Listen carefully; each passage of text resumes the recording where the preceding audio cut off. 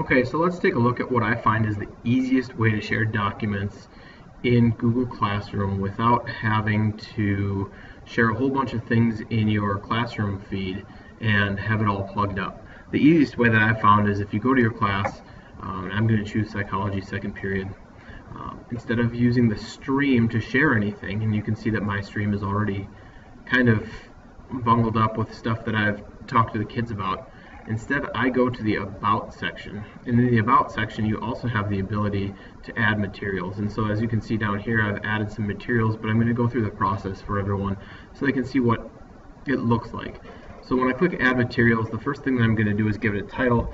And for this title, I'm going to call it the Reading Materials folder.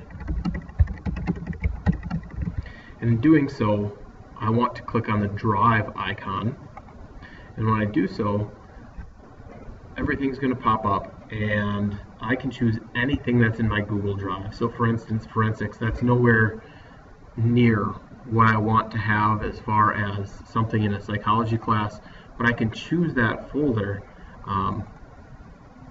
If I choose that folder, it doesn't quite work. So instead, what you need to do, because you can't share folders in Drive, you want to share a link. And when you share a link, this is how I do that. I go back over to my Drive, and if I look at my Drive, I can see that same forensics folder right here.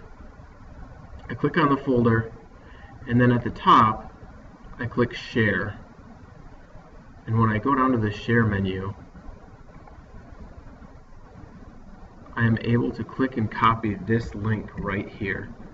And when I copy that link at the top, what I'm able to then do is paste said link, click the Add button, and there is my link to the folder. So it's a little bit of a workaround to be able to use a folder within Classroom that you already have in Drive, but that you're not able to link as a whole folder. I think that's personally the easiest way to do it. If you find any ways that are easier, certainly let me know. I suspect at a later time you'll be able to add folders right from Drive, but right now that's not a functionality, and I think this is a really easy way to, for instance, create any modules if you wanted to do any kind of module-based learning. So there it is. Thanks.